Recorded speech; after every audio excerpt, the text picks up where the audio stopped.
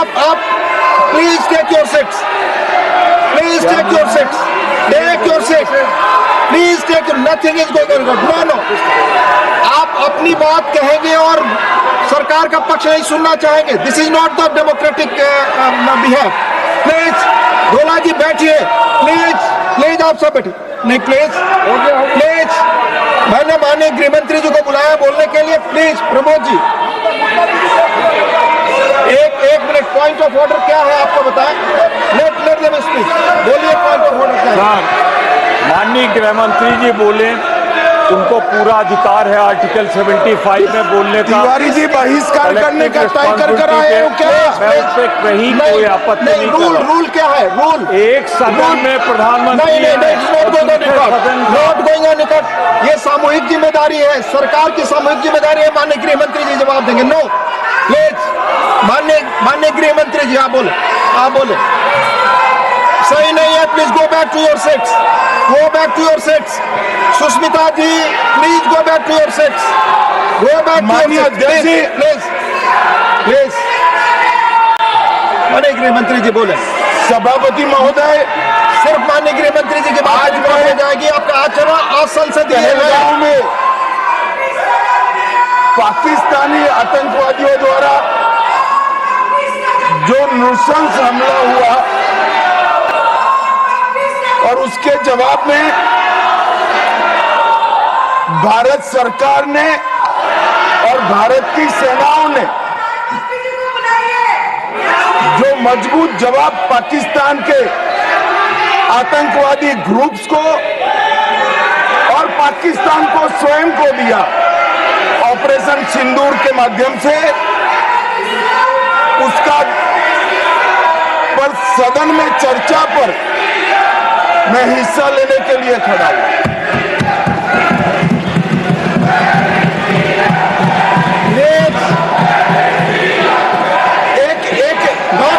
भाई प्लीज, एक मिनट सुनो, एक मिनट प्लीज प्लीज प्लीज, मैं आपका जवाब देना चाहता हूं। प्लीज अरे यार एक मिनट सुनो, एक आप अपनी भाषण नहीं करा। प्लीज, दिस इज माननीय अध्यक्ष से पूछ रहे पीएम कहा है, इसका जवाब दे रहा हूं। एक मिनट सुनो भाई, आपकी जो डिमांड है उसी का जवाब दे रहा हूं। माननीय अध्यक्ष जी, पीएम साहब इनकी ऑफिस में ही है, उनको ज्यादा सुनने का शौक है क्या? भाई मेरे से निपट रहा है, काहे को प्रधानमंत्री जी को बुला रहे हो? और तकलीफ होगी, ये समझते नहीं है साहब।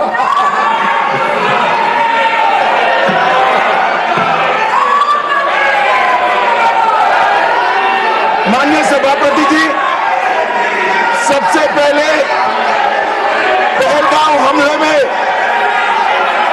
हमारे देश के जो निर्दोष नागरिकों को धर्म पूछकर, चुन कर उनके परिवार के सामने मारा गया।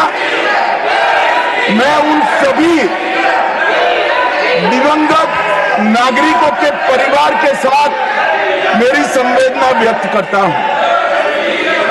जब ऑपरेशन सिंदूर के बाद पाकिस्तान ने गोलीबारी करी,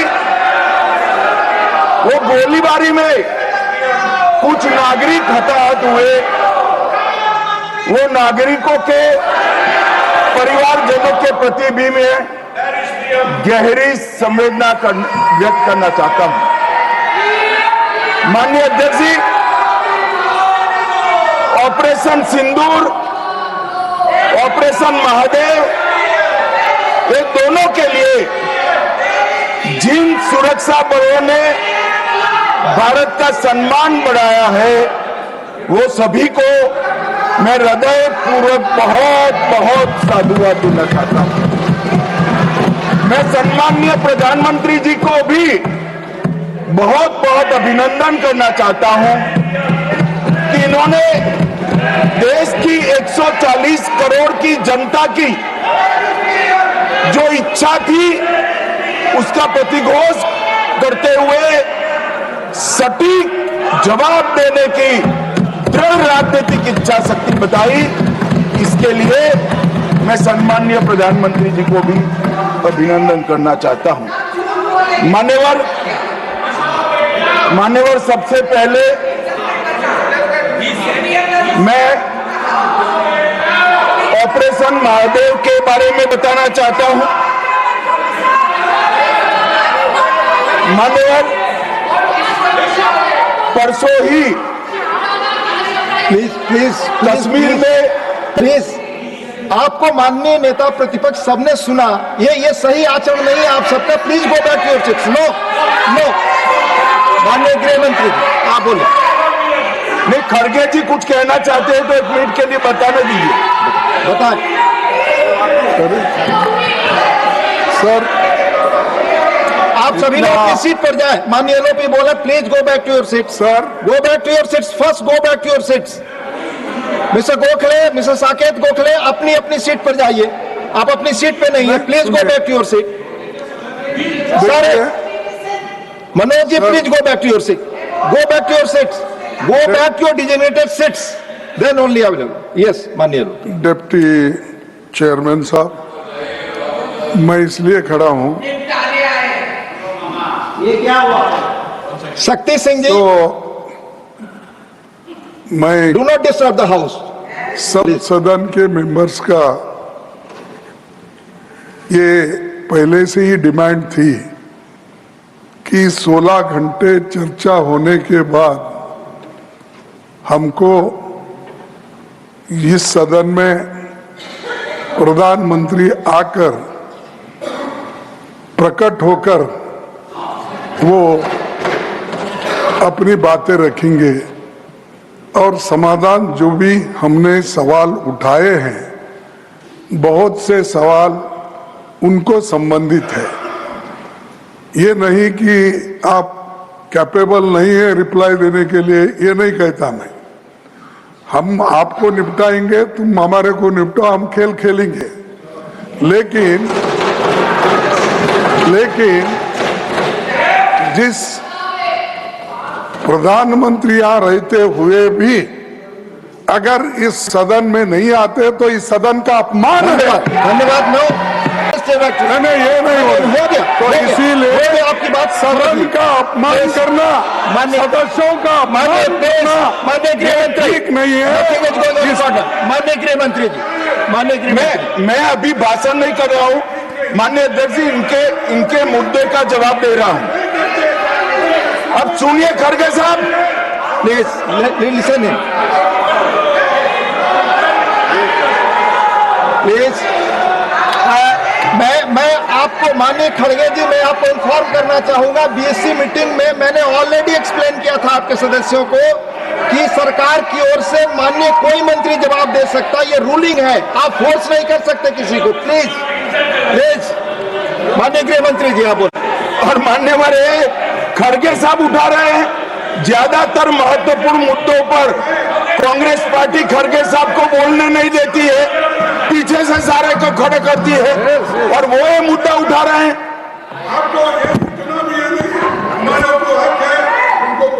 आपने बोल दिया। Please please please please let him speak. आपको मौका मिला, आपने बोला। इम्पार्शियल सर आप जज का काम कर, लेकिन आप हर बात को टोकते रहते हो। नहीं, आपको मौका दिया, बोला। अगर ये हम क्या यहाँ खूब खेलने आए क्या? आपने को मौका दिया, आपने बोला मैंने भी बताया कि मैंने और हर मीटिंग में क्या स्पष्ट किया तो आपने बात की, प्रधानमंत्री की बात की, इधर आपका स्टेटमेंट इसका काउंटर भी लाया हूँ मैं। प्रधानमंत्री को यहाँ माने प्लीज मान्यवर, इसीलिए ये विपक्ष की मांग और स्टैंड दोनों उचित नहीं है, क्योंकि बिजनेस एडवाइजरी कमेटी में ये निर्णय लिया गया था, चर्चा आप जितनी चाहोगी हो करेंगे, जवाब कौन देगा वो सरकार तय करेगी माननीय प्रधानमंत्री की तरफ। मुझे मालूम है मान्यवर ये क्यों जा रहे हैं, मुझे मालूम है मान्यवर मुझे क्यों जा रहे हैं, वो इसलिए जा रहे हैं कि इतने सालों तक वोट बैंक प्रोटेक्ट करने के लिए, आतंकवाद को रोकने के लिए इन्होंने कुछ नहीं किया। ये डिबेट सुनी ही नहीं सकते, ये जवाब है सुनिए।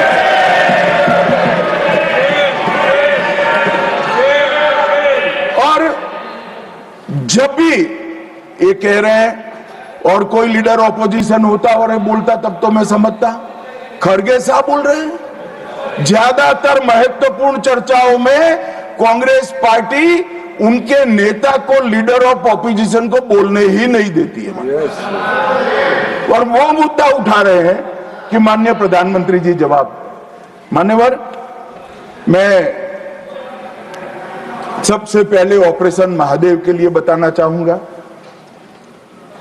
परसों ही बहुत लंबे समय से चल रहे हुए एक ऑपरेशन का अंत आया और वो ऑपरेशन के तहत 3 आतंकवादी, सुलेमान उर्फे फैजल जट, अफगान और जिब्रान, वो तीनों हमारी सुरक्षा बलों ने इनको मौत के घाट उतारा।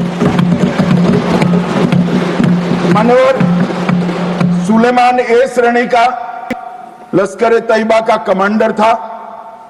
उसने पहलगांव हमले में उसकी ही राइफल से गोलियां चली थी। गगनगिर में भी उसकी राइफल से गोलियां चली थी और उसको हमारे सुरक्षा बलों ने कश्मीर छोड़कर पाकिस्तान भागने नहीं दिया। अफगान भी ए ग्रेड का लश्कर तैयबा का कमांडर था और जिब्रान भी उच्च आला दर्जे का लश्कर तैयबा का आतंकवादी था। मान्यवर, इससे स्पष्ट हो गया है कि ये आतंकवादी हमले में लश्कर तैयबा का हाथ था। इसके इशारे पर ही ये घटना हुई थी। और साहब देखिए, प्रधानमंत्री जी ने सेना को जो हुक्म दिया ऑपरेशन सिंदूर में, मैं बाद में बताऊंगा, उसने लश्कर तैयबा के हेडक्वार्टर को छिन्न विछिन्न कर दिया। इनको भेजने वाले भी मारे गए और जिन्होंने गोली चलाई थी वो भी मारे गए। एक प्रकार से ऑपरेशन महादेव और ऑपरेशन सिंदूर दो इकट्ठा होता है तो दुनिया के सभी आतंकवादी हमलों में सबसे सटीक, सख्त और त्वरित जवाब माननीय प्रधानमंत्री के नेतृत्व में भारत के सुरक्षा बलों ने दिया। लश्कर तैयबा का आप सभी जानते हैं कि प्रतिबंधित संगठन है। कुछ ही समय के बाद इनके एक आउटफिट टीआरएफ ने जिम्मेदारी ली कि हमने ये निर्दोष नागरिकों को मौत के घाट उतारा है। मान्यवर, उसी दिन मैं वहां पहुंच गया था। सुरक्षा रिव्यू की मीटिंग हुई थी और सुरक्षा रिव्यू की मीटिंग में तय हुआ था कि आप जल्दी से जल्दी इनको पकड़िए, मगर उससे भी जल्दी ये लोग देश छोड़कर पाकिस्तान न भाग जाए इसकी चिंता करिए। इसलिए 100 दिन के बाद भी वो उपलब्ध मिले और मारे गए। मान्यवर, उनके पास से 3 राइफलें बरामद हुई। एक 19 M4 कार्बाइन अमेरिकन राइफल है और 2 AK-47 राइफलें मिली। जिस दिन पहलगांव में घटना हुई, हमारे निर्दोष नागरिकों को मारा गया, उस दिन वहां से एनआईए ने खाली कारतूसों को कब्जे लिया था। इनके मारे जाने के पहले ही वो खाली कारतूसों का फोरेंसिक साइंस लेबोरेटरी में एक प्रकार से इसकी जन्म कुंडली निकाली थी कि कौन सी राइफल से चले हैं। और जब ये मारे गए, इनके पास से भी जो राइफलें मिली, फोरेंसिक साइंस लेबोरेटरी में चंडीगढ़ में रात को फोरेंसिक टेस्टिंग कर 100% मिलान हुआ है कि इन्हीं 3 राइफलों का उपयोग किया गया था, जिसमें से 44 कारतूस AK-19M4 के थे और 25 कारतूस AK-47 राइफल के थे। इसलिए अब कोई बहस भी नहीं बची है, कोई शको शुबह भी नहीं बचा है कि इन्होंने मारा था या नहीं था। एनआईए ने बहुत विगत जांच करी है मान्यवर, लगभग 1055 लोगों के स्टेटमेंट लिए हैं। इसके आधार पर इनके रेखाचित्र भी बनाए गए। उसके बाद ट्रैकिंग करते हुए 2 दिन जिन्होंने इनको आसरा दिया था वो ढोंक के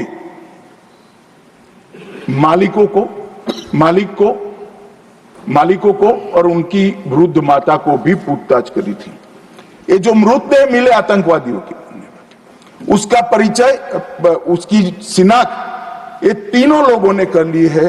ये तीनों लोगों ने कहा कि यही आतंकवादी है जो 21 तारीख को हमारे ढोंक में रुके थे और हमसे खाना लेकर गए थे। तो एक और सबूत हमारे पास आ चुका है।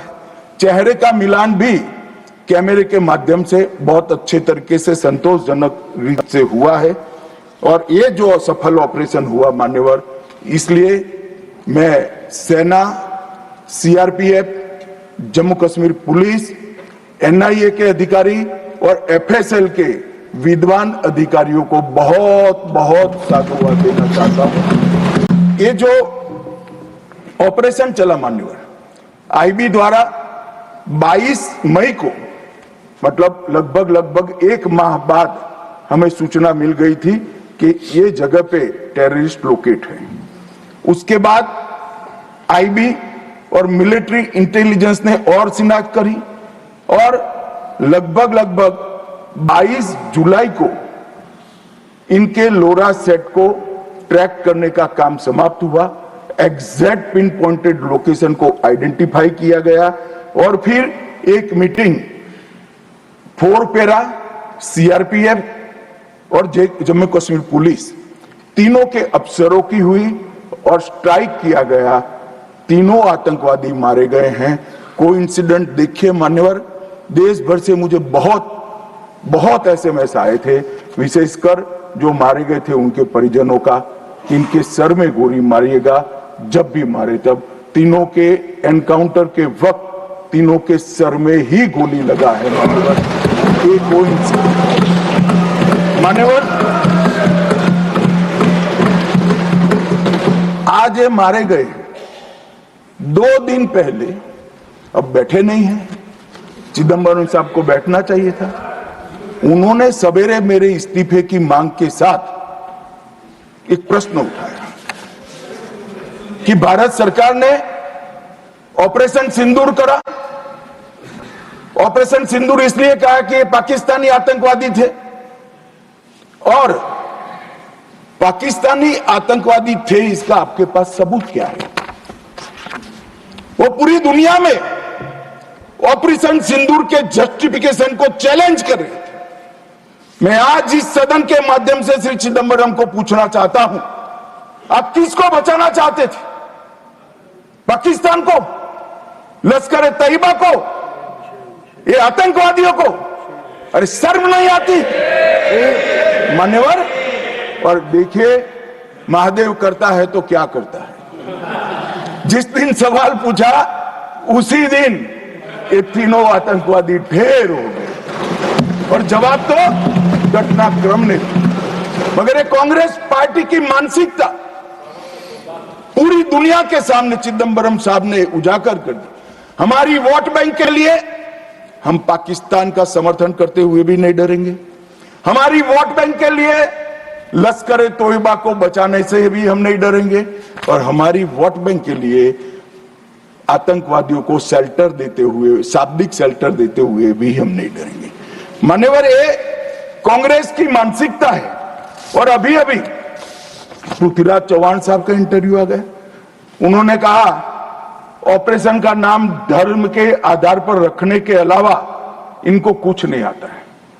मान्यवर, कांग्रेस पार्टी बैठी नहीं है, उनको मालूम नहीं है हर हर महादेव सिर्फ धर्म का नारा नहीं है। शिवाजी महाराज ने जो मुगलों के खिलाफ लड़ाई लड़ी, स्वतंत्रता की लड़ाई लड़ी, और शिवाजी महाराज की सेना का युद्ध घोष था हर हर महादेव। और ये प्रतीक है, ये प्रतीक है हर प्रकार के भारत पर के हमले का, भारत की संप्रभुता पर हमले का और भारत की सीमाओं पर अतिक्रमण के जवाब देने। और मैं आज यहां से चौहान साहब को भी कहना चाहता हूं कि आप क्या नाम रखना चाहते थे, क्या नाम रखना चाहते, उसका जवाब दीजिए। मान्यवर, ये पूरी चीजों को हिंदू मुस्लिम के दृष्टि से देखते हैं। चौहान साहब का थ्योरी देखे तो आज हमारी सेना के कई सारे हमारी सेना के डिवीजनों का जो नारा है, युद्ध घोष है, कहीं प्रभु रामचंद्र की जय, कहीं जोश बोले सो निहाल सत श्री अकाल है, कहीं जाट बलवान जय भगवान है, क्या सियावर रामचंद्र की जय है, कहीं पर काली माता की जय है। ये सारे उद्घोष आप नहीं स्वीकारते हो, ये भाजपा ने रखे हुए नहीं है मान्यवर। ये हमारी सेना के जवानों से मन से निकलने वाला ये युद्धघोष, इसको हिंदू मुस्लिम के दृष्टि से नहीं देखना चाहिए। और कोई कहता है कि आज ही क्यों मारे गए। अब देखिए साहब, भाई कितना जिंदा रखना चाहते हो। मैं भी पूछता हूं आज क्यों मारे गए, मैं तो दूसरी सेकंड मार देना चाहता था, मगर इतना सरल नहीं है। जिन ऊंचाइयों पर ये छुपे हैं, जिस प्रकार की निर्जन जगहों पे 22 दिन तक सीआरपीएफ सेना और जम्मू कश्मीर की पुलिस ड्रोन से भेजे हुए खाना खाकर इतनी कठिन परिस्थिति में इनका पीछा कर कर मारा है, और आप मुहूर्त पूछ रहे हो क्योंकि क्यों नहीं मानना है आज? क्योंकि आज राहुल गांधी का भाषण था। इस तरह से नहीं चलता है मान्यवर। पूरे देश की जनता कांग्रेस पार्टी को देख रही है। इनकी प्रायोरिटी देश की सुरक्षा नहीं है, राजनीति है। उनकी प्रायोरिटी आतंकवाद को समाप्त करना नहीं है, अपनी वोट बैंक है। उनकी प्रायोरिटी हमारी सीमा की सुरक्षा नहीं है, उनका सेक्युलर और अपीसमेंट का पॉलिटिक्स है मान्यवर। मगर हम इससे इत्तेफाक नहीं रखते हैं मान्यवर। आज मैं ऑपरेशन सिंदूर के बारे में भी बताना चाहता हूं। 22 अप्रैल को हमला हुआ। 22 अप्रैल को ही मेरी प्रधानमंत्री जी से बात हुई। वो विदेश थे। लगभग 2-2:30 बजे के सुमार पे बात हुई। मैं शाम होने से पहले ही श्रीनगर पहुंच गया था। दूसरे दिन सुबह सुरक्षा बैठक उसी रात को कर दूसरे दिन सुबह जहां मृतदेह थे वहां जाकर उनको श्रद्धांजलि देने के लिए गया।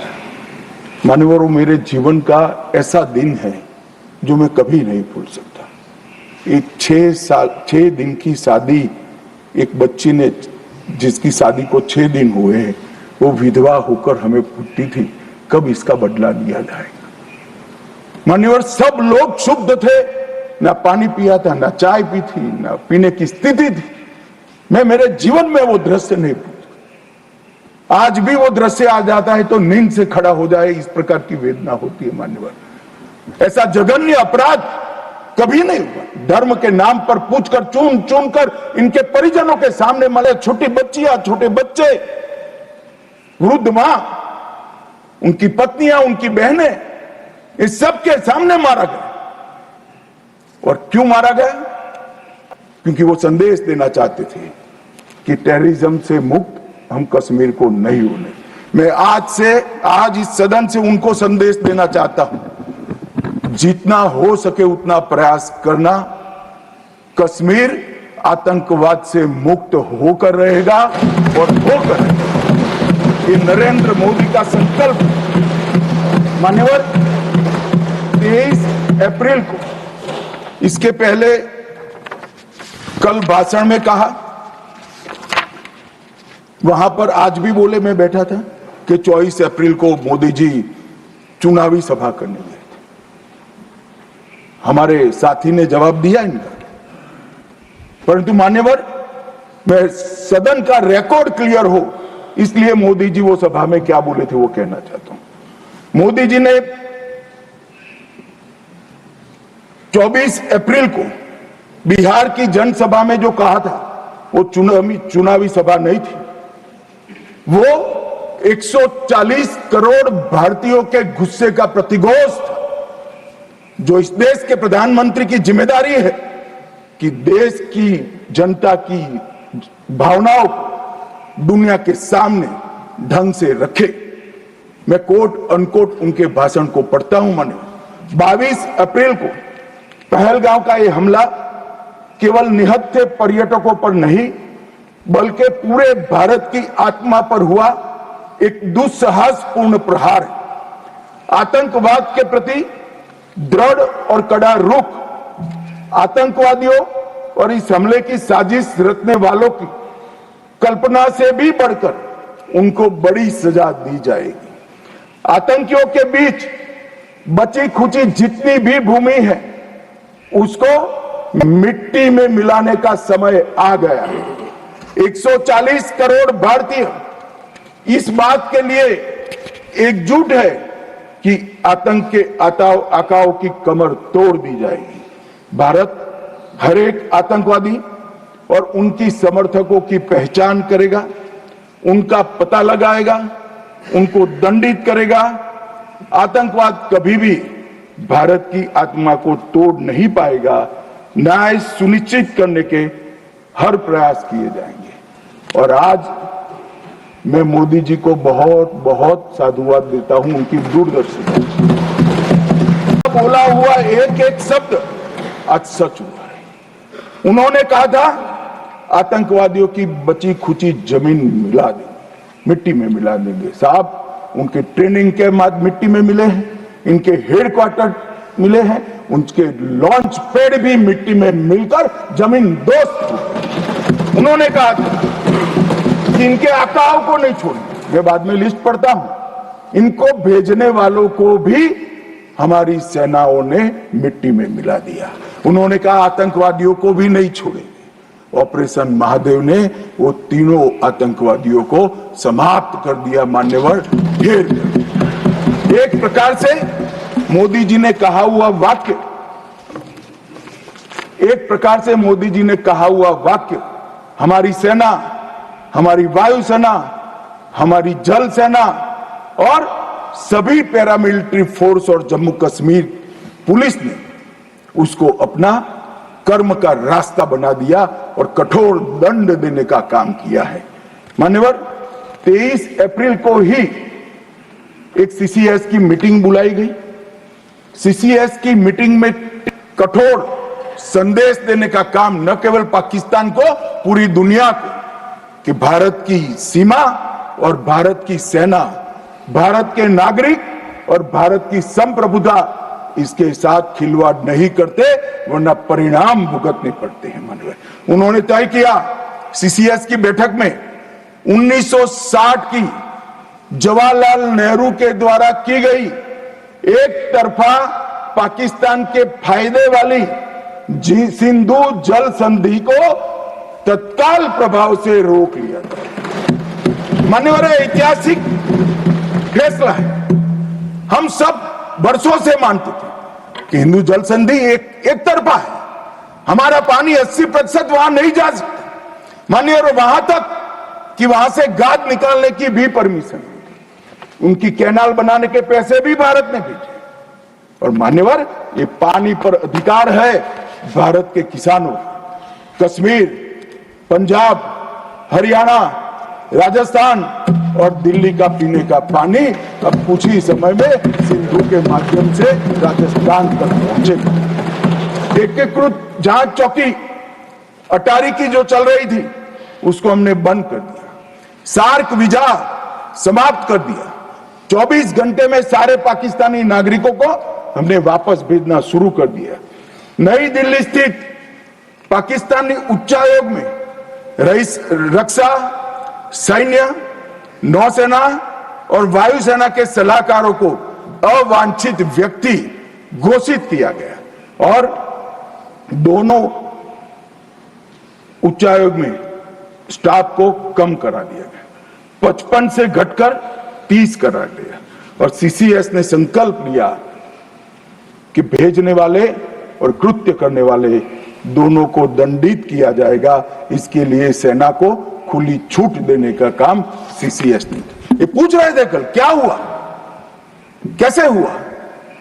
सीसीएस के फैसले जो है वो मीडिया में आए थे, मगर उनको पढ़ना नहीं है, क्योंकि सारे जो फैसले लिए वो उनके द्वारा किए हुए निर्णयों को रद्द करने के और उनकी नीतियों के खिलाफ जो निर्णय हुए वो है।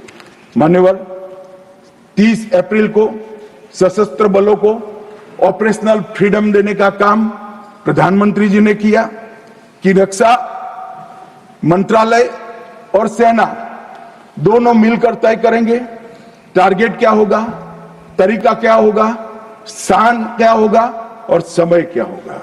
और इसको हमारे सेना के जवानों ने इसको बहुत बखूबी निभाया। मान्यवर, मैं तीनों सेनाओं को इस सदन के इस चर्चा में बहुत बहुत सम्मान के साथ साधुवाद दूंगा। 7 मई को रात को 1:04 पर पाकिस्तान के 9 आतंकी अड्डों को ध्वस्त कर दिया। रक्षा मंत्री जी ने लोकसभा में बताया कम से कम 100 लोग मरे, 100 से ज्यादा मरे मगर कम से कम 100 मरे। और मान्यवर, लश्कर तैयबा, जैसे मोहम्मद और हिजबुल मुजाहिदीन, ये तीनों के हेडक्वार्टर को ध्वस्त करने का काम नरेंद्र मोदी सरकार ने किया, हमारी सेनाओं ने। और मान्यवर, हमने तुरंत ही उनको सूचना दे दी थी।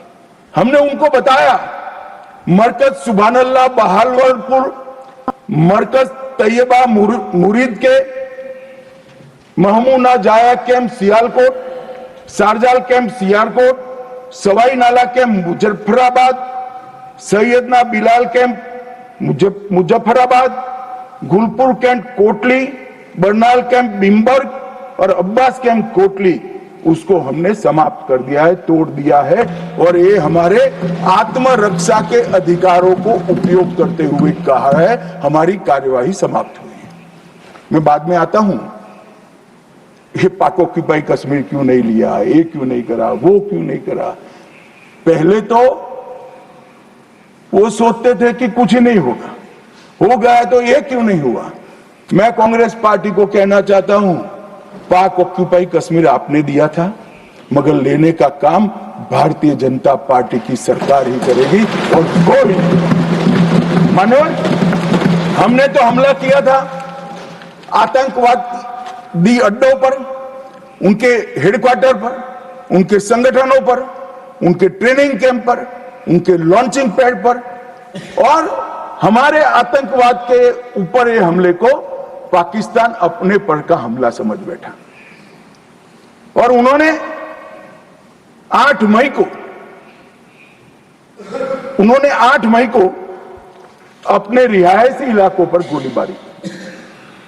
हमारे सेना के इंस्टॉलेशन पर मिसाइल शो, ड्रोन फेंक, कोई पहुंच नहीं पाया, मगर नजदीक की सीमा में गोलीबारी से निर्दोष नागरिक जो घूम रहे थे वो हताहत हुए। मान्यवर, फिर भी भारत ने संयम रखा। उन्होंने गुरुद्वारा तोड़ा, हम कुछ नहीं बोले, उन्होंने मंदिर तोड़ा, कुछ नहीं बोले।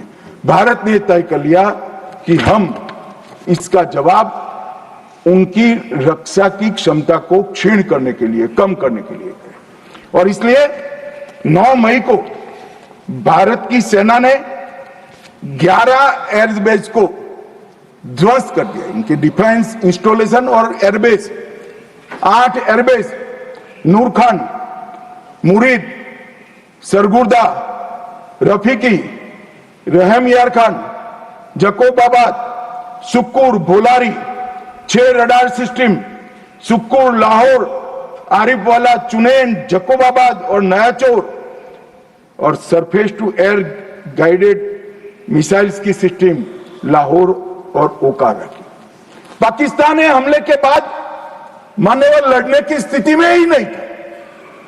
ये पूछ रहे हैं किसके कहने पर समाधान हुआ, किसके कहने पर समाधान हुआ, किसी के कहने पर समाधान नहीं हुआ। पाकिस्तान घुटनों के बल हमारे डीजीएमओ को फोन किया कि भाई बंद करो। पहले से हमारा मकसद युद्ध का नहीं था, ना पाकिस्तान के अवाम को हम नुकसान करना चाहते थे। मोदी जी ने तुरंत कहा कि अगर पाकिस्तान रोकता है तो रोक लीजिए, और इसको भी राहुल गांधी आगे बढ़ा रहे हैं और पूछ रहे हैं। कुछ लोगों ने आशंका की कि कौन मरा वहां। मानवर, उनको मालूम नहीं है। उनके समय में जो जघन्य आपराधिक घटनाएं हुई, आतंकवादी घटनाएं हुई थी, वो घटना को घटाने वाले आतंकवादी हमें पूछते थे।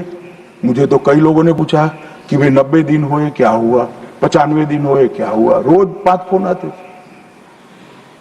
मगर उनके समय में जो बड़ी बड़ी आतंकवादी वारदातें हुई थी, मुंबई ट्रेन ब्लास्ट से लेकर मुंबई पर हमले की, उसके आरोपी आतंकवादी हमारे ऑपरेशन सिंदूर में मारे गए। मान्यवर, ऑपरेशन हाफिज मोहम्मद जमील जैसे मोहम्मद का प्रमुख, मौलाना मसूद का बड़ा बहनोई, मुदस्सर खादियान मरकज तैयबा का प्रभारी, मोहम्मद हमजाद जमील जैम और ऑपरेटिव मसूद अजहर का भतीजा, मोहम्मद यूनुस अजहर जैसे मोहम्मद का अमीर, मोहम्मद हसन खान जैम ऑपरेटिव, मोहम्मद हसन वो गंभीर रूप से घायल हुए हैं, जैम का वास्तविक प्रमुख अब्दुल मलिक, खालिद अबू अक्स और नोमान मलिक, ये सारे इतने घायल हुए हैं कि अब कुछ कर नहीं सकते।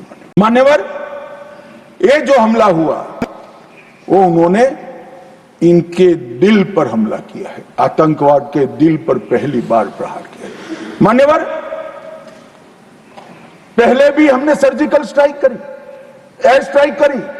एक प्रकार से सर्जिकल स्ट्राइक और एयर स्ट्राइक दोनों पाक ऑक्यूपाई कश्मीर में थी।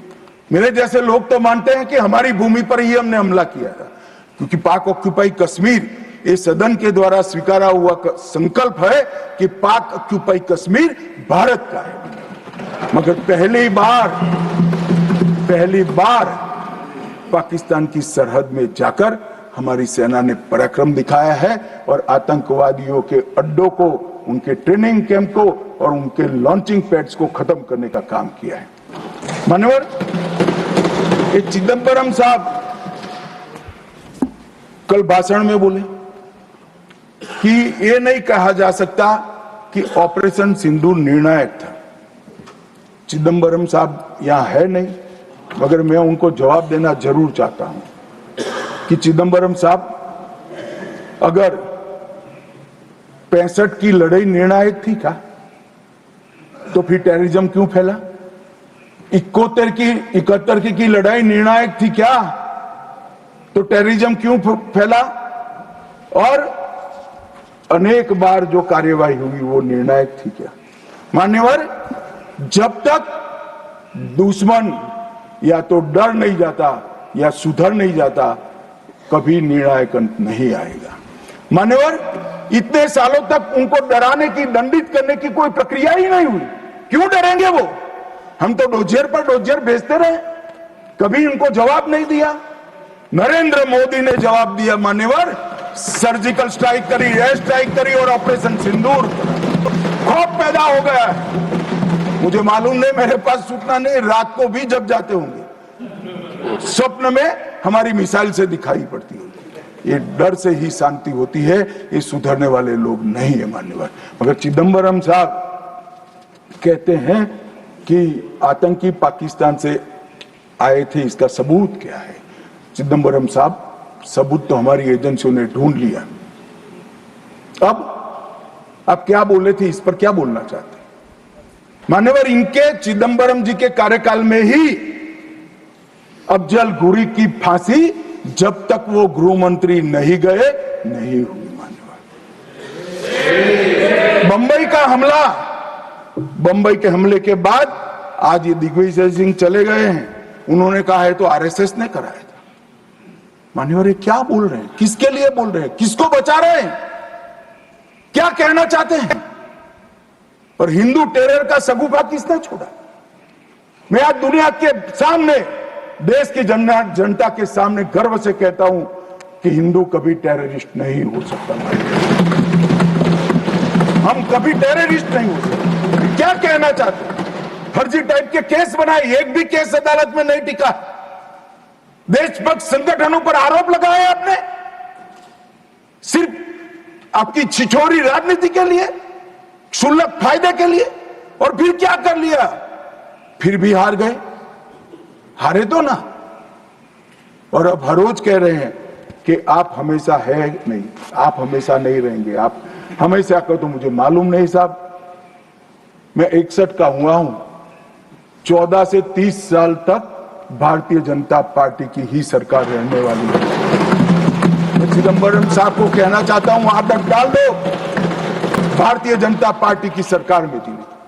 30 साल तक भारतीय जनता पार्टी की सरकार रहेगी। मान्यवर, मैं 2015 में बोला था हमारी उड़ीसा कार्यकारिणी में, भुवनेश्वर कार्यकारिणी में। अब ये 5 साल गिन लो तो 15 तो हो ही गए और 15 भी हो जाएंगे।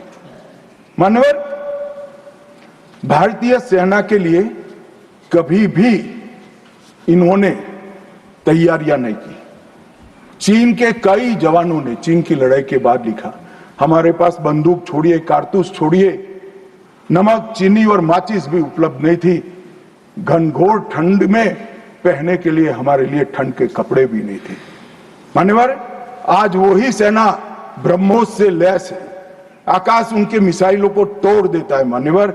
और पाकिस्तान की पूरी एयर डिफेंस सिस्टम हमारी सेना आधे घंटे में उसको मलबे में बदल कर रख देती है मान्यवर।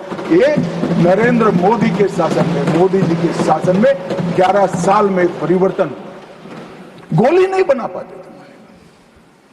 मैं बाद में बताता हूं, लाखों करोड़ों का सामान हम बना रहे, विदेश में भेज रहे हैं, एक्सपोर्ट कर रहे हैं। हमारी सेना का काफी सारा कई सारी चीजें हमने ब्लैकलिस्ट कर दी, इंपोर्ट नहीं कर सकते। और R&D के लिए एक बहुत बड़ा इकोसिस्टम बनाने का काम देश के प्रधानमंत्री नरेंद्र मोदी ने किया है। सेना और पूरे देश को मोदी जी की ये पहल पर, आत्मनिर्भर भारत के गर्व पर और हमारे सेना के जवानों का हथियार उनको ऐसा देना चाहिए, इस बात की चिंता पर देश और सेना मोदी जी पर गर्व कर सकती है। मान्यवर, हमने जो नमक, चीनी और माचिस नहीं थी, ऐसी सेना से 11 साल में 22 मिनट में ही आतंकवादियों का काम तमाम कर देने वाली, तकनीक से सज्ज, वीर, सटीक इंफॉर्मेशन वाली और बताए हुए लक्ष्यों को पूरा करने वाली सेना का मान्यवर निर्माण किया है। मान्यवर, ये हमला, कल्पना कर लीजिए कांग्रेस के राज में हुआ होता तो क्या होता। अभी तो भाजपा सरकार है, NDA सरकार है, मोदी जी प्रधानमंत्री हैं, तीनों ने क्लीन चिट देने में 100 दिन लगा दिए। अगर कांग्रेस की सरकार होती तो पाकिस्तान को तुरंत क्लीन चिट मिल जाएगा। रक्षा मंत्रालय की जगह विदेश मंत्रालय काम करता, रातों रात जेरॉक्स मशीनों पर डोजियर तैयार होते, डोजियर वहां भेजते थे और फिर चर्चा करते शर्म अल शेख में, और कुछ नहीं करते साहब। और ये हमें सवाल पूछ रहे, कोई अधिकार नहीं है कांग्रेस पार्टी को, भारतीय जनता पार्टी को आतंकवाद के बारे में सवाल पूछने का। मान्यवर, इस देश के अंदर आतंकवाद फैला, पनपा, बढ़ा तो इसका एकमात्र कारण कांग्रेस की सरकारों की लचर और तुष्टीकरण से युक्त वोट बैंक की राजनीति रही है मान्यवर। और आज हमारा सौभाग्य है कि एक ऐसा नेतृत्व है जो ब्रह्मोस मिसाइल्स भेजता है, डोजियर नहीं भेजता है मान्यवर। और नेतृत्व सम्मानीय मोदी। मान्यवर, ये संघर्ष विराम के लिए भी कई सारे कह रहे हैं। मैंने कल सुना पीओके क्यों नहीं लेंगे? इतना उछल उछल कर बोलते थे। और यहां पर काफी विद्वान लोग बैठे हैं, इनको कुछ संसद की मर्यादा, संसद में बात करने का तरीका, मतलब वास्तविक चीजें बोलने की पद्धति कुछ नहीं सिखाते मान्यवर। मैं आज पूरे देश के सामने बात करना चाहता हूं मान्यवर, ऑपरेशन सिंदूर युद्ध नहीं था। यूएन चार्टर के अनुच्छेद 51 के चैप्टर 7 के तहत हमने आत्मरक्षा के लिए बल प्रयोग का जो हमारा अधिकार है उसको उपयोग किया था। 22 अप्रैल को पहलगाम में आतंकवादियों ने जो हमला किया, हमारे निहत्थे नागरिकों को मारा, और इसके जवाब में आतंकवादियों की पूरी इकोसिस्टम तोड़ने का हमारा अधिकार है। जो विश्व के सभी देशों ने हमारे अधिकारों को स्वीकारा है, वो अधिकार का हमने उपयोग किया था। और जब पाकिस्तान ने ही कहा कि हमें संघर्ष नहीं करना है, तब हमने इसको स्वीकारा। और कहते थे, मैं बाद में बताऊंगा मान्यवर, वो हमें कहने लगे कि भाई क्यों करा, ये ले लेते वो ले लेते। मैं बाद में जब आपके समय में जो घोषित युद्ध हुए, ये तो घोषित युद्ध नहीं था मान्यवर, मगर घोषित युद्ध हुए कांग्रेस के समय में, इसमें आपने क्या किया है वो बाद में मैं मान्यवर बताता हूं। उसके पहले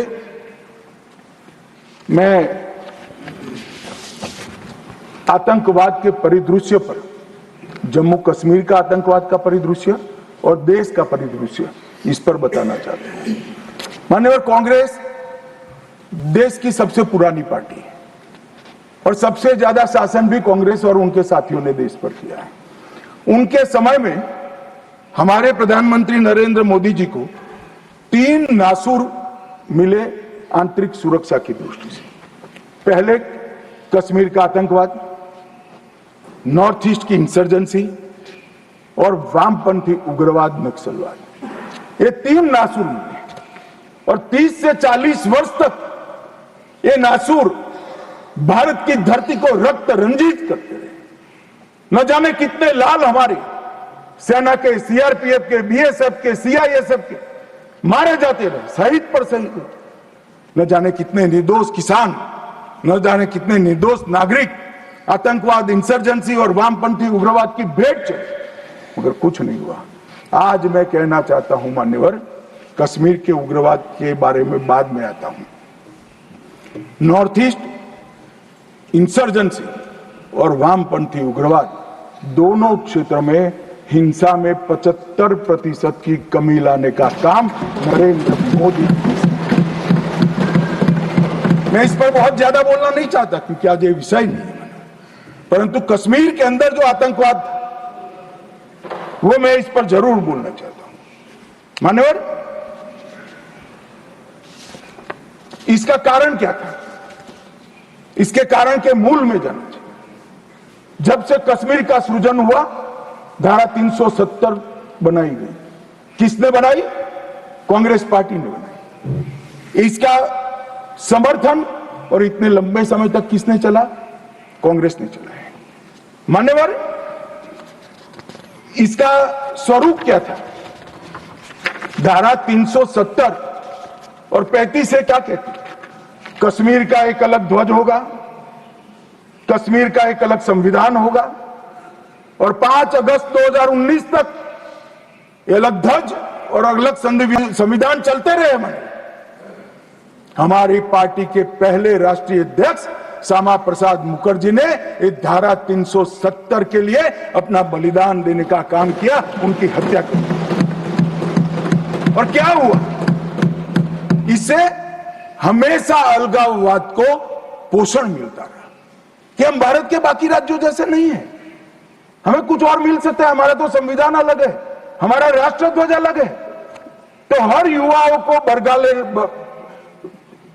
उनको उकसाने का मौका हमने पाकिस्तान, और कश्मीर के अंदर पहले अलगाववाद की बात हुई, फिर आजादी की बात हुई, और वो ही आतंकवाद का मूल बना मान्यवर। और इसके बाद धार्मिक कट्टरता बढ़ाने वाले सारे संगठन इनकी तुष्टीकरण की नीति के कारण चलते रहे। मान्य जमायत इस्लामी, कई सारे संगठन जो बच्चों में, युवाओं में, किशोरों में धार्मिक कट्टरता पर बढ़ाते रहे, अलगाववाद बढ़ाते रहे, चलने दिया, चलने दिया, चलने दिया। बैन लगाएंगे तो हमारी वोट बैंक नाराज हो जाएगी। मान्यवर, इसके साथ साथ पाकिस्तान ने टेरर ग्रुप बनाए और ये टेरर ग्रुप के प्रवक्ता, इसका नाम है हुर्रियत कॉन्फ्रेंस। हर टेरर ग्रुप ने अपना एक ग्रुप, सिविलियन ग्रुप बनाया, इसके साथ चर्चा करते रहे और उनके परिणाम स्वरूप यहां आतंकवाद बढ़ता गया। मान्यवर, मैं आज स्वर्गीय शम्मी कपूर को भी कोट करना चाहता हूं। शम्मी कपूर जी, मैं पार्टी का अध्यक्ष था तब मिलने आए थे। उन्होंने कहा, अमित भाई, मेरा जब गोल्डन पीरियड था, मेरा साल का 30% टाइम कश्मीर में जाता था, इतना शूटिंग होता था कश्मीर, और मैं वहां के लोगों को मिला हूं। प्रोग्रेसिव सोसाइटी थी, महिलाएं प्रोग्रेसिव थी, धर्मनिरपेक्ष बात करते थे, सूफी संतों की बात करते थे, वहां पर कश्मीरी पंडित भी मिलते थे। आज मैं देख रहा हूं कि वो बच्चियां पथराव कर रही है। क्या होगा, किसने बिगाड़ा? तब मैं इसके नीचे गया था मान्यवर, तब मालूम पड़ा कि ये जमात इस्लामी ने पूरी शिक्षा, प्राथमिक शिक्षा पर कब्जा जमा कर रखा था और बच्चों के दिलो दिमाग के अंदर जहर घोलना शुरू किया। तब जाकर ये स्थिति हुई। मगर कोई भी कभी भी ये कांग्रेस इसके मूल में नहीं गई और मान्यवर धीरे धीरे ये बढ़ता गया। मान्यवर नरेंद्र मोदी जी ने तय किया कि ऐसा नहीं चल सकता और 5 अगस्त 2019 को यही ऐतिहासिक सदन में धारा 370 और 35 समाप्त, और उसके बाद शुरू हुआ टेररिज्म को फैलाने वाले, अलगाववाद फैलाने वाले टेररिस्ट और इनकी इकोसिस्टम संपूर्ण सफाई का एक युग शुरू हुआ। मान्यवर, धारा 370 35 से हटाए गए, जीरो टेरर प्लान बना, एरिया डोमिनेशन की योजनाएं बनी, कैपेसिटी बिल्डिंग की योजनाएं बनी, मल्टी लेवल डिप्लॉयमेंट लगाया गया, तकनीक का उपयोग बढ़ाया गया, जेल प्रबंधन बढ़ाया गया, ड्रोन रोधी सिस्टम और गन तैनात किए गए। मान्यवर, हम सब ने देखा, देश की जनता ने देखा, कई आतंकवादी मारे गए, 10-10 हजार के जनाजे निकलते। मान्यवर, हमने कठोर निर्णय लिया, आतंक में लिप्त किसी भी व्यक्ति का जनाजा नहीं निकलेगा, जहां मरेंगे वही दफना देंगे। और मान्यवर, इस वक्त कांग्रेस पार्टी ने विरोध किया था, फारूक अब्दुल्ला जी की पार्टी ने विरोध किया था। आतंकी समर्थन को चूर चूर कर नौकरियों से निकाला गया, पासपोर्ट और गवर्नमेंट कॉन्ट्रैक्ट के हेतु इनको अघोषित किया गया।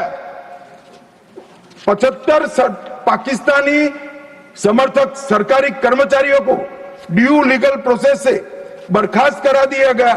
बार काउंसिल सस्पेंड कर भारत के संविधान को मानने वाली बार काउंसिल प्रस्तापित की गई।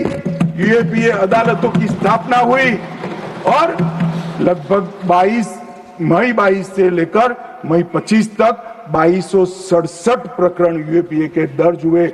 इनकी पूरी टेरर फाइनेंस की इकोसिस्टम को ध्वंस किया।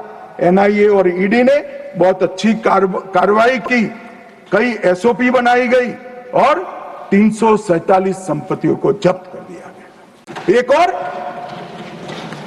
जमात इस्लामी और ऐसे संगठनों को हमने बंद करने का काम किया और दूसरी ओर मान्यवर इनकी इकोसिस्टम को भी हमने समाप्त कर दिया। मैं आज इस सदन के रिकॉर्ड के लिए बैन किए हुए संगठनों का लिस्ट पढ़ना चाहता हूं।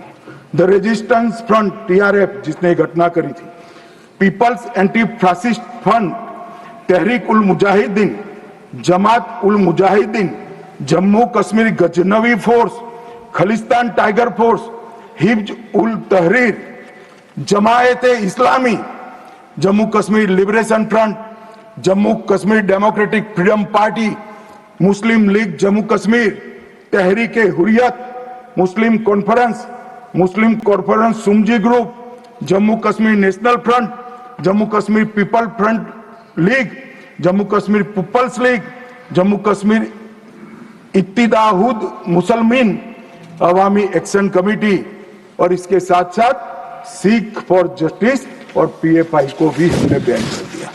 और मान्यवर, परिणाम क्या हुआ? परिणाम ये हुआ 2010 में 10 से 15 की एवरेज ऑर्गेनाइज टाउन पिल्टिंग, हमने भी दृश्य देखे हुए जो समय कपूर ने चिंता की थी, छोटी छोटी बच्चियां पथराव करती थी, 2564 सालाना होते थे, 2564 पथराव की घटना हुई।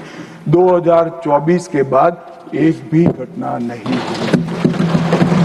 ऑर्गेनाइज हड़ताल जिसका वो लोग ऐलान करते थे, पाकिस्तान के बैठे हुए हुर्रियत के आका सालाना 132 दिन घाटी बंद रखते थे।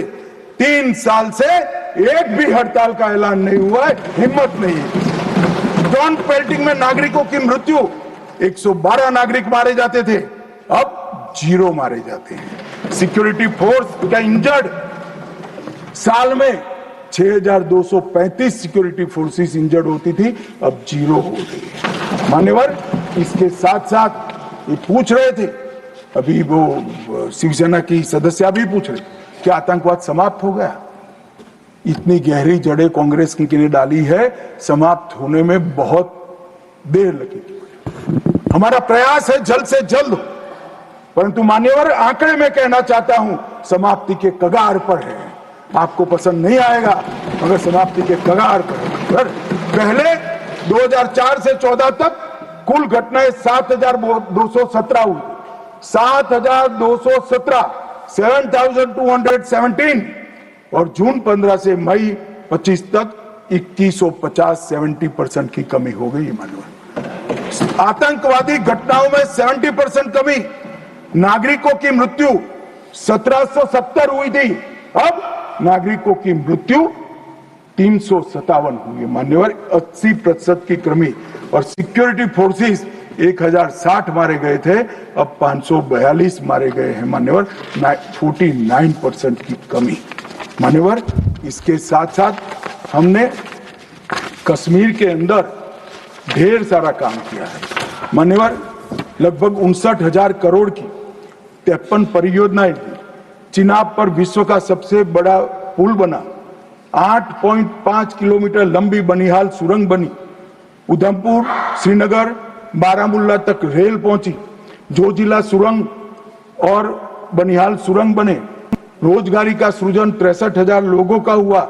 जम्मू देश का पहला शहर बना जहां IIM, IIT और एम्स तीनों संस्थान वहां पर है। मान्यवर, पहला शहर। लगभग ऐसी स्थिति कश्मीर में भी तीनों प्रोग्रेस पर है। 40,000 नौकरियां दी, विस्थापितों को प्रतिनिधित्व दिया। कश्मीर विस्थापित कश्मीर पंडितों के 2 सदस्यों का नामांकन करने का कानून लेकर आए।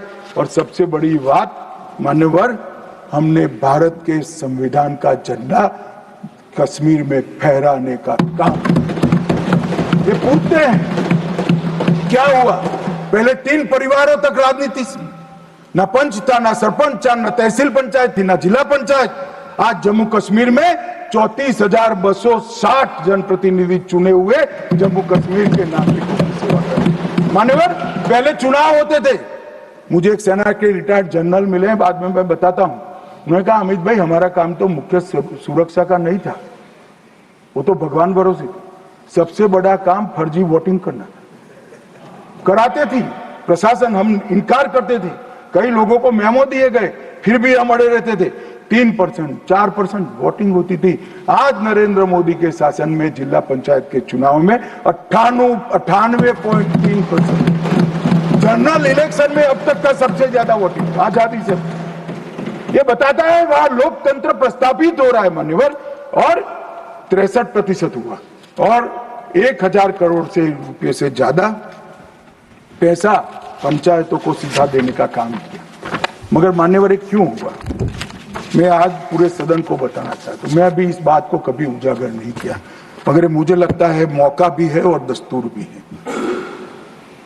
जब से प्रधानमंत्री जी प्रधानमंत्री की कुर्सी संभाले तब से उनके दिलो दिमाग पर कश्मीर की शांति का भूत था।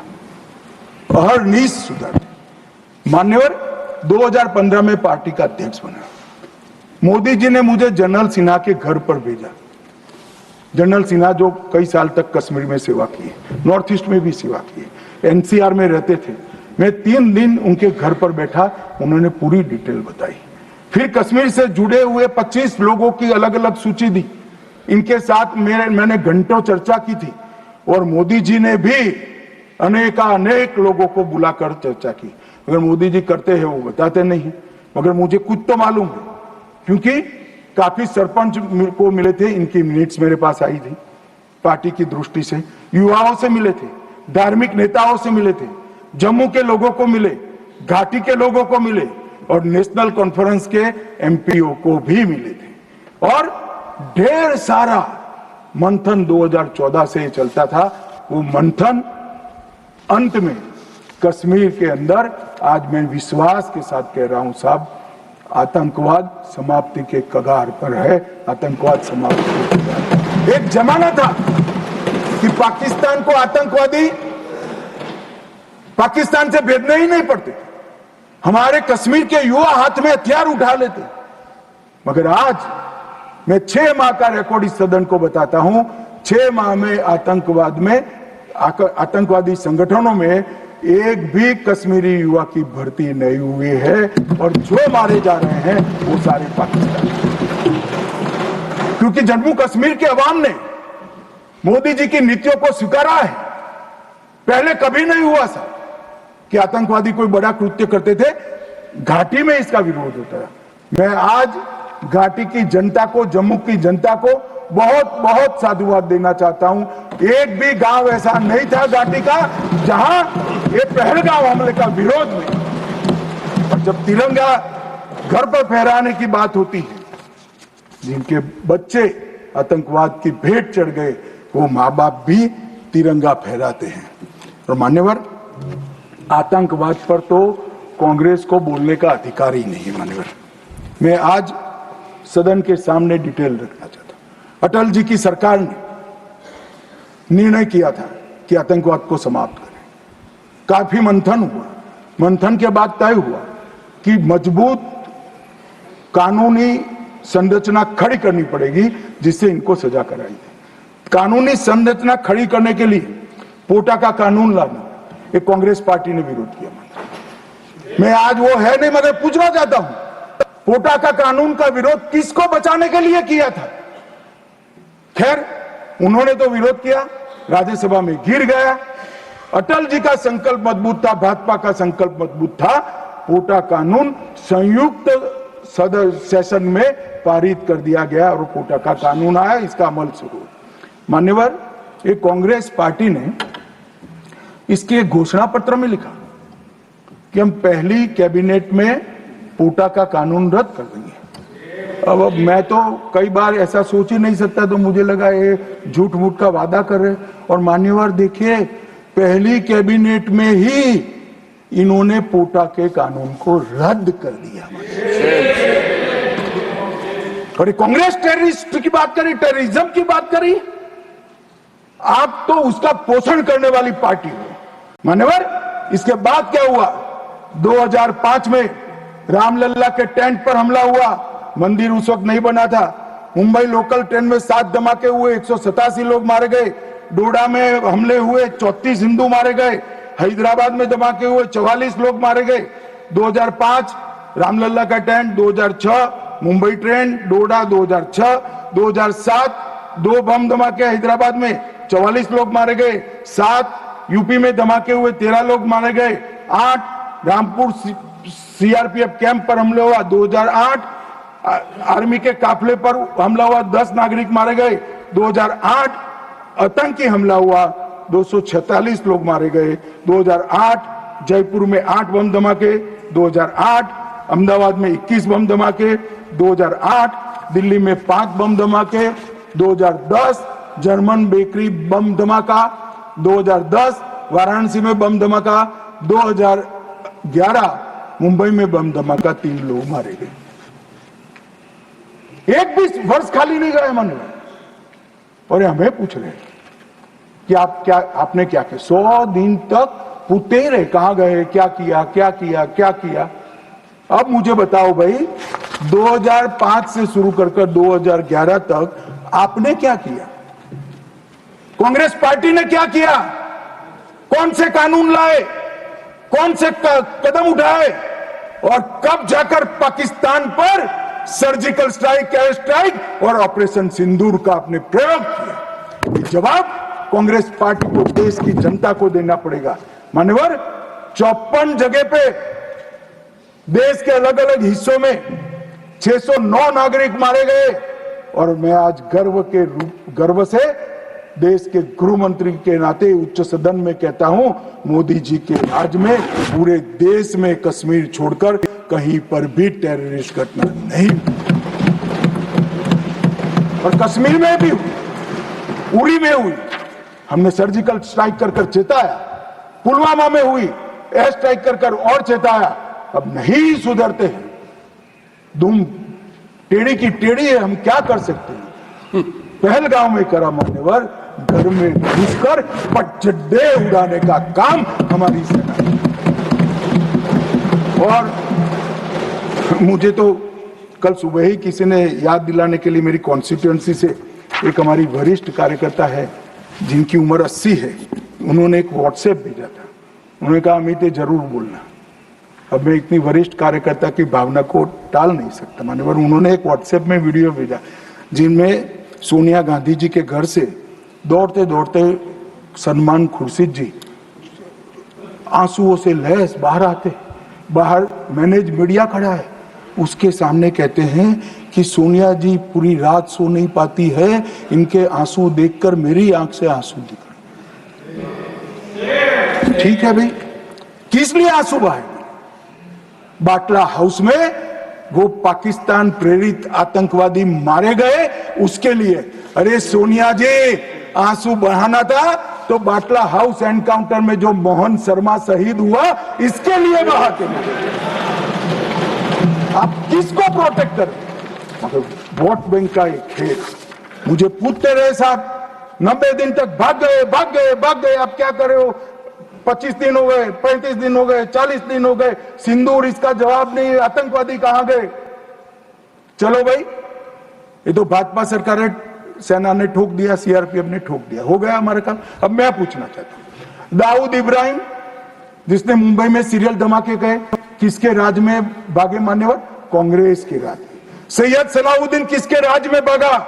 कांग्रेस के राज में। टाइगर मेमन किसके राज में भागा? कांग्रेस के। अनीस इब्राहिम किसके राज में भागा? रियाज भटकल किसके राज में भागा? कांग्रेस। इकबाल भटकर किसके राज में भागा? मिर्जा सादाब किसके राज में भागे?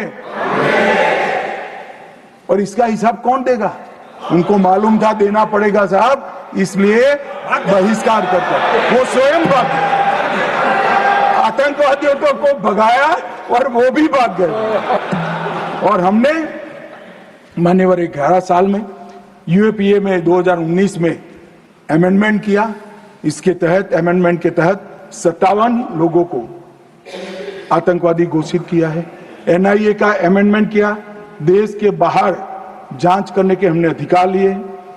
एनएसए का हमने सख्त उपयोग किया, 370 को बैन किया, निरस्त कर दिया, पीएफआई को बैन किया, मैक को मजबूत किया, आईसीजेएस का हमने स्थापना किया, नफीस का स्थापना किया, पीएमएलए से टेरर फाइनेंसिंग को रोक दिया और नेट ग्रिड से माध्यम से पूरे देश के आतंकी संगठनों को एक कंप्यूटर की क्लिक पर लाकर रख दिया। मान्यवर, हमने पूरी इकोसिस्टम तैयार करी। और मान्यवर, ये जो कह रहे हैं, कल पूछ रहे थे कैसे आते हैं, मान्यवर मैं फिर से कहना चाहता हूं कि इतनी कठिन सरहद कई जगह सुरंगें बनाते हैं और बना सकते हैं मान्यवर। इसको रोकने के हम तकनीकी उपाय कर रहे हैं, कुछ समय में ही हो जाएगा।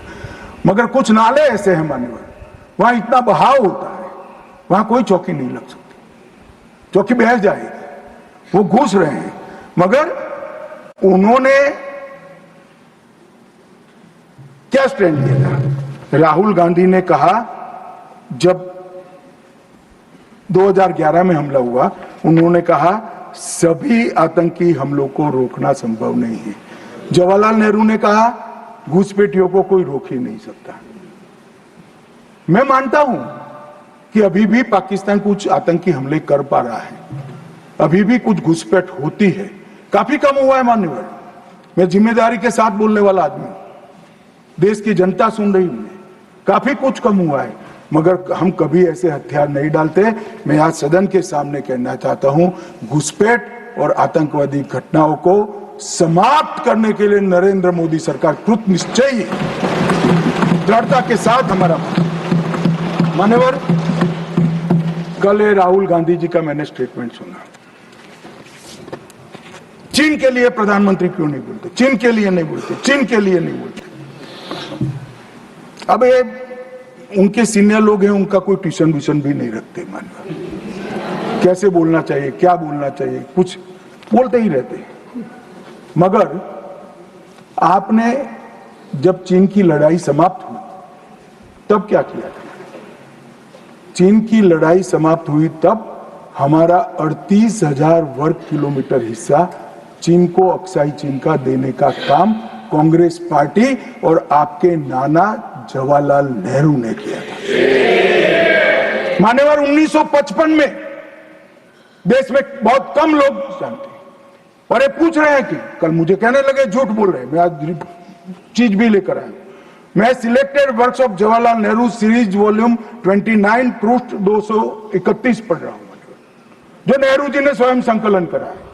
इसके लेखक जवाहरलाल नेहरू स्वयं है।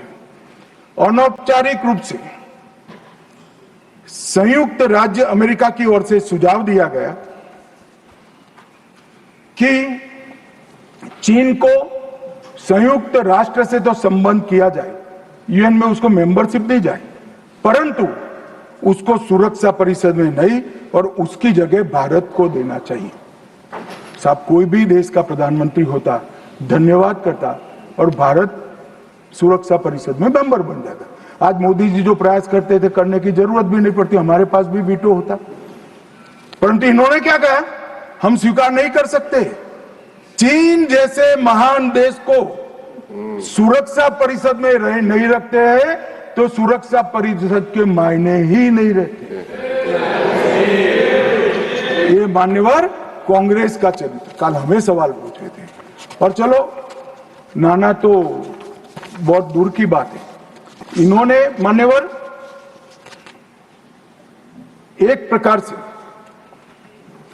चीन के बारे में राजीव गांधी फाउंडेशन, जिसकी चेयरपर्सन उनकी माताजी थी, उससे एमओयू किया, चीन से पैसा लिया, हमने एफसीआरए का लाइसेंस यही बिना पर कानूनी तरीके से राजीव गांधी फाउंडेशन का एफसीआरए का लाइसेंस कैंसिल कर दिया। क्या राहुल गांधी देश की जनता को एक प्रेस कॉन्फ्रेंस करके बता सकते हैं कि चीन के साथ क्या एमओयू हुआ था? मान्यवर, हम जब हमारे सेनानी चीन की सेना के आंखों में आंख डालकर डोकलाम में सीना चौड़ा कर कर खड़े थे, तब ये चीन के राजदूत के साथ गुपचुप मीटिंग स्वयं राहुल गांधी करते। ये तो पीढ़ियों से चीन प्रेम चला रहा है। हिंदी चीनी भाई भाई से शुरू हुआ, सोनिया गांधी के राजीव गांधी फाउंडेशन से गुजरता हुआ चीन के राजदूत की मीटिंग तक आया मान्यवर। और ये हमें कह रहे हैं कि आपने चीन का नाम नहीं दिया। अरे भाई, जब देना है तब देंगे। और हमारे विदेश मंत्री ने बहुत मजबूती के साथ इसका जवाब दिया। हर चीज प्रधानमंत्री को बोलने की जरूरत नहीं है, मगर आप देश की जनता को बताओ जरा, क्या एमओयू हुआ था, कितना पैसा लिया गया, चीन के राजदूत के साथ युद्ध की स्थिति में कैसे बात कर सकते हो? और आप प्रतिपक्ष के नेता हो, और 30,000 स्क्वायर किलोमीटर भूमि चली गई, और साहब इरिस्पॉन्सिबिलिटी देखे, कहते हैं वहां घास का तिनका भी नहीं उगता। अब नेहरू जी का सर मेरे जैसा था सर, तो हमारे महावीर त्यागी थे, उन्होंने कहा कि साहब आपके सर पर भी एक बाल नहीं है, क्या इसको चीन बेच दे? क्या रिस्पॉन्सिबिलिटी है? कितने इरिस्पॉन्सिबल जवाब हुए। और अभी संधि की बात करें मान्यवर, मैं 71 के युद्ध में हमारा विजय हुआ, इंदिरा जी प्रधानमंत्री थी, बहुत अच्छा काम हुआ, विजय हुआ। 93,000 पाकिस्तान के सैनिक युद्धबंदी थे। 93,000 पाकिस्तानी सैनिकों को शिमला समझौते में लौटा दिया। पाक ऑक्यूपाई कश्मीर नहीं मांगा। अगर उस वक्त इंदिरा गांधी, इस देश की दिवंगत प्रधानमंत्री जी, पाक ऑक्यूपाई कश्मीर लिखवा लेती तो आज आतंकवाद देश में आ ही नहीं सकता था मान्यवर, पाक ऑक्यूपाई कश्मीर भी आ जाता। मान्यवर, इसके साथ साथ हमारा 15,000 वर्ग किलोमीटर क्षेत्र हमारे कब्जे में था पाकिस्तान, वो भी दे दिया। पाकिस्तान के 93,000 युद्धबंदियों को दे दिया। हमारे सिर्फ 54 पकड़े गए थे, वो वापिस नहीं आए।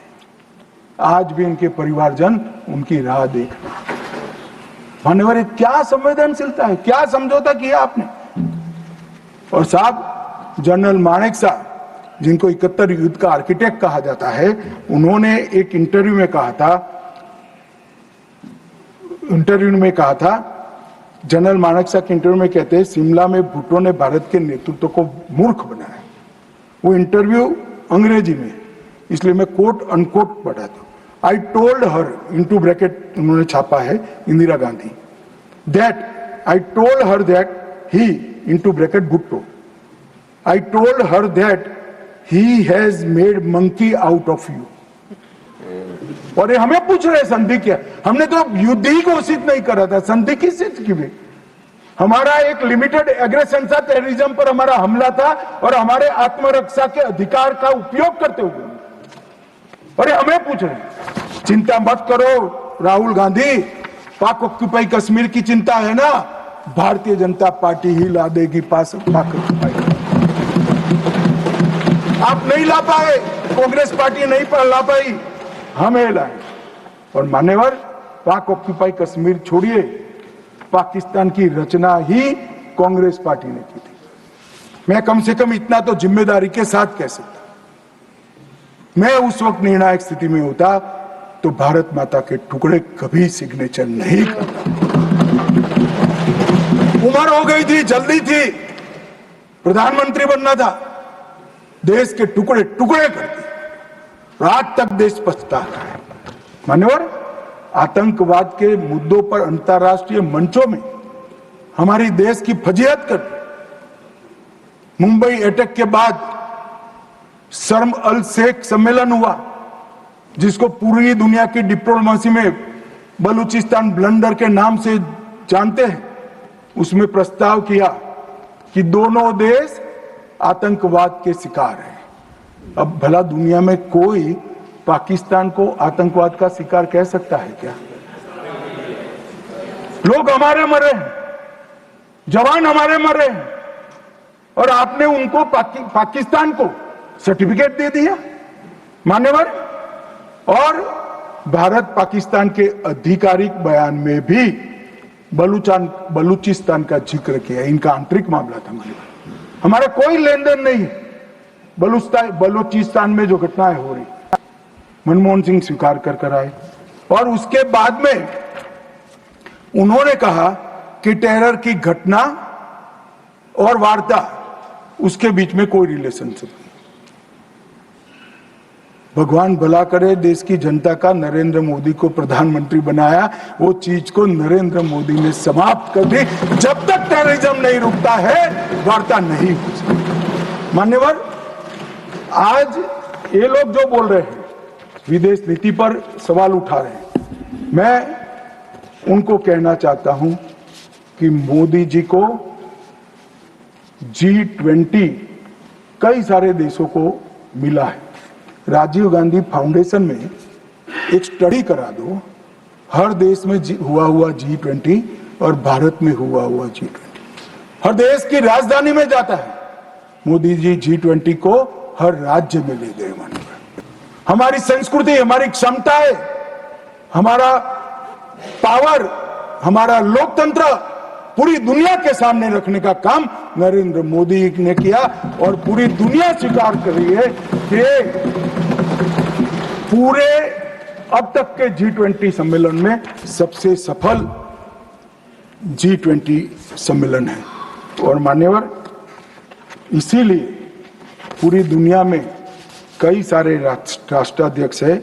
मान्यवर, किसी भी देश के राष्ट्राध्यक्ष को 27 देशों का सर्वोच्च नागरिक सम्मान,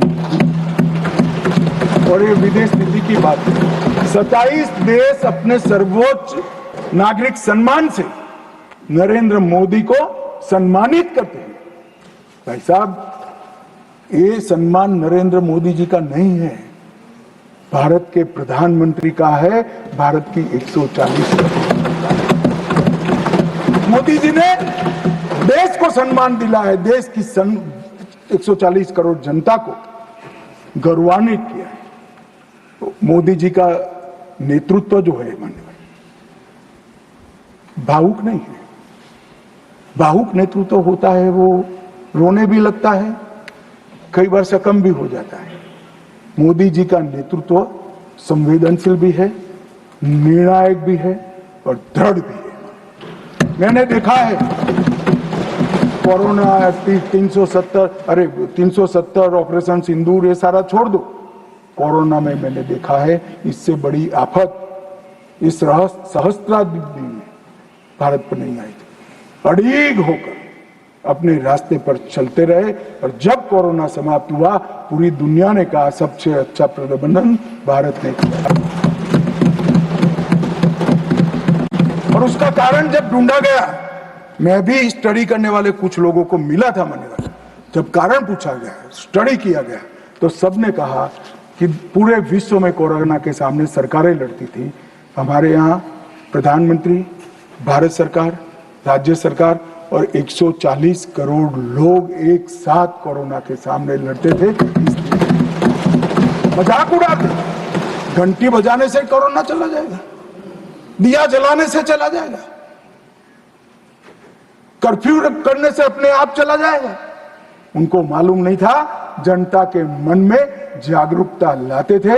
और जब, मुझे तो ठीक याद है, मोदी जी ने टीम गठित की टीका बनाने के लिए, तब जयराम रमेश जी, नाम मत लीजिए, रिकॉर्ड पर मत लीजिएगा, तब कांग्रेस वाले इनका मजाक करते कि भारत टीका बना लेगा। मान्यवर, सबसे पहले टीका बनाने वाले देशों में भारत है और इसी के कारण हम बचे थे। मान्यवर, 11 साल में समग्र दुनिया ने भारत की क्षमता को स्वीकारा है।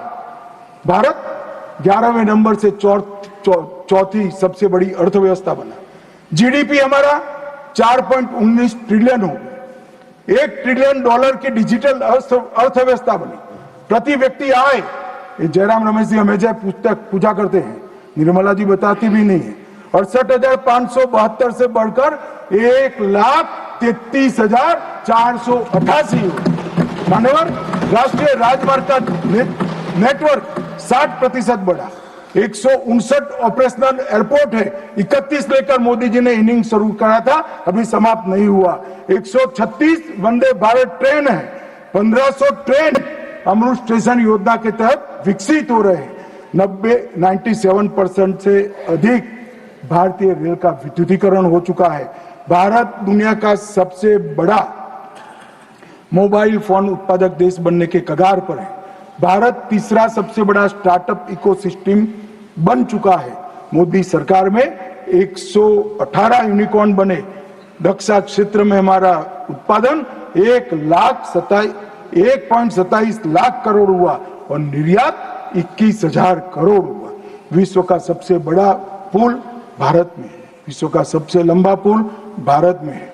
देश का सबसे लंबी अटल सेतु भारत में बनी। भारत का पहला वर्टिकल लिफ्ट रेल पुल मोदी जी के समय में हुआ और सबसे बड़ा NH भी मोदी जी के समय में बना। और सबसे बड़ी उपलब्धि, कई पीढ़ियों से गरीबी जिनको डस रही थी मान्यवर, 60 करोड़ लोगों को घर में बिजली, गैस शौचालय, शुद्ध पीने का पानी, 5 किलो अनाज और 5 लाख तक का इलाज देने का काम ये नहीं समझ रहे। आपकी जो इच्छा हो मैं मान्यवर एनालिसिस के साथ इस सदन में जिम्मेदारी के पूर्वक कहना चाहता हूं, जब भी भारत की आजादी का इतिहास 25 साल के बाद शताब्दी के वर्ष लिखा जाएगा, ये मोदी एरा स्वर्ण अक्षरों से लिखा जाएगा, किसी ने सोचा। और मान्यवर कई सारे चीजें जो भारत के स्वाभिमान से साथ जुड़ी थी, हमारे इतिहास के साथ, हमारी संस्कृति के सम्मान के साथ, वो सारी चीजों को इन्होंने 75 साल तक लटका कर रखा। मैं आज एक लिस्ट पढ़ना चाहता हूं। अचीवमेंट जो हुए, आर्थिक विकास हुआ है, प्रजा का आत्मगौरव उड़ा है। आर्टिकल 370 को हमने हटा दिया, 3 तलाक समाप्त कर दिया, यूसीसी शुरू हो चुका है, राम मंदिर का निर्माण अयोध्या में रंग चंग के साथ हो गया, न्यू एजुकेशन पॉलिसी में मातृभाषा में शिक्षा पर हमने बल दिया, काशी, उज्जैन, शारदा पीठ, करतारपुर कॉरिडोर बनाए, राजपथ का नाम बदलकर कर्तव्य पथ रख दिया, योग को वैश्विक पहचान दिलाई, नया सैनिक चिन्ह वीर छत्रपति शिवाजी महाराज के निशाने पर रखा, संसद के अंदर सेंगोल की स्थापना की, राष्ट्रीय युद्ध स्मारक का स्वदेशी निर्माण किया, अंडमान और निकोबार द्वीप समूह के नाम बदलकर सुभाष बाबू और परमवीर चक्र विजेता बने हुए हमारे सेनानियों पे साथ रखे। और इसके साथ साथ कई सारी उपलब्धियां ये एरा में मान्यवर, सबसे बड़ी उपलब्धि है 2047 में मुझे एक विदेशी पत्रकार ने कहा, मैं लंबा बैठा था, मैं उनकी थॉट प्रोसेस को जानना चाहता। अब मैं जो सुनना चाहता था तीसरे ही वाक्य में आ गया कि अब भारत को कोई रोक नहीं सकता। तो मैं उनको पूछा क्यों? उन्होंने कहा अब तक भारत ने अपना लक्ष्य ही तय नहीं किया था, कैसे अचीव करता। मैंने बोला अब क्या हुआ? कि मोदी जी ने तय कर दिया कि जब 100 साल का भारत होगा, आजादी के 100 साल होंगे, तब विश्व में हर एक क्षेत्र में हम नंबर 1 पर होंगे और महान भारत। और मान्यवर मुझे मालूम है मोदी जी का भाषण, मोदी जी का संदेश आज 140 करोड़ भारतीयों का संकल्प बना हुआ है और मुझे विश्वास है 140 करोड़ भारतीयों पर और हमारे युवाओं पर। शायद हम में से काफी लोग 2047 में नहीं होंगे, परंतु 2047 में जो भी भारतीय होंगे वो देखेंगे कि विश्व में भारत नंबर 1 बन चुका है। मान्यवर भारत को नंबर 1 बनना है तो हमारी बाहरी सुरक्षा और आंतरिक सुरक्षा बहुत महत्वपूर्ण है। ऑपरेशन सिंदूर की चर्चा में मैं देश की जनता को कहना चाहता हूं, युद्ध होता है तो हमला वहां पर से भी होता है, यहाँ से पर से एक भी हमला ऐसा नहीं जाएगा जिसका जवाब दिया नहीं जाएगा और आतंकवाद को हम समाप्त कर कर रहेंगे। 31/3/26 को नक्सलवाद समाप्त हो जाएगा, इसमें किसी को शंका नहीं। और अंत में जिन जिन सदस्यों ने इसमें हिस्सा लिया है, बहुत सम्मान के साथ उनका धन्यवाद कर और फिर से एक बार ऑपरेशन महादेव में जिन्होंने हिस्सा लिया है वो सभी को पूरे सदन की ओर से और व्यक्तिगत मेरे रूप से बहुत बहुत साधुवाद देता हूं।